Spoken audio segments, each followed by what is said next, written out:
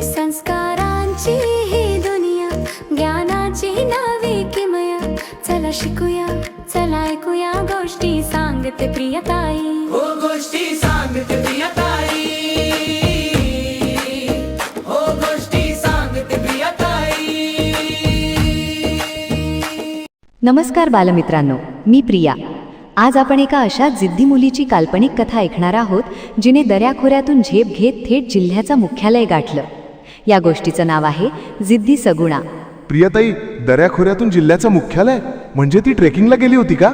नाही उमेश, तिने गरिबीच्या डोंगर दऱ्या पार करून जिल्हाधिकारी म्हणजेच कलेक्टर होण्याचं स्वप्न पूर्ण केलं.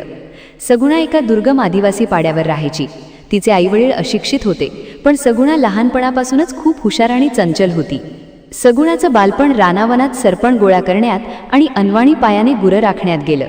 एकदा पाड्यावर सरकारी साहेबांची गाडी आली. त्या गाडीवरचा लाल दिवा आणि साहेबांचा तो तोरा बघून सगुणा हरखून गेली. बाबा, बघा ना, त्या गाडीवर लाल दिवा आहे आणि लोक त्यांना किती मान देत आहेत. मला पण त्यांच्यासारखाच साहेब बनायचे. मी शिकणार बाबा. पोरी, आपण हातावर पोट असणारी साधी माणसं. डोंगर दऱ्यात आपली हयात गेली. आपल्या नशिबात शिक्षण कुठं? तो गपगुमान शाळा सोनारी कामाला लाग, तेच लई झालं. पण सगुणा जिद्दी होती. ती हट्ट करून जवळच्या आश्रमशाळेत दाखल झाली. तिथे घरची आठवण यायची, जेवणाची आबाळ व्हायची, पण सगुणा डगमगली नाही.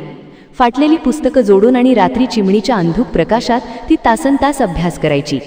तिची हुशारी बघून शिक्षकही थक्क व्हायचे. शहरात मोठ्या परीक्षेची तयारी करताना तिने लोकांच्या घरी कामं केली, पण ध्येयापासून ती बाजूला झाली नाही.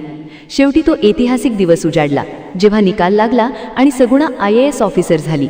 अख्ख्या जिल्ह्यात तिचं कौतुक झालं. काही दिवसांनी सगुणा मोठ्या दिमाखात आपल्या पाड्यावर गेली. तिचे अशिक्षित बाबा कलेक्टरच्या गाडीकडे बघून लांबूनच डोळे पुसत उभे होते. सगुणा धावत जाऊन त्यांच्या पाया पडली. बाबा, बघा, तुमची तीच रानावनातली सगुणा साहेब होऊन आलीये.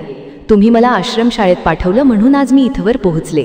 हा लाल दिवा तुमच्या कष्टाचा मान आहे बाबा. माझ्या पोरीनं आमचं दुःख संपवलं. पाड्यावरची पोर आज जिल्ह्याची मालकीण झाली. धन्य झाली माझी पोर. प्रियताई, ही कथा काल्पनिक असली तरी सगुणाची जिद्द बघून मला खूप प्रेरणा मिळाली.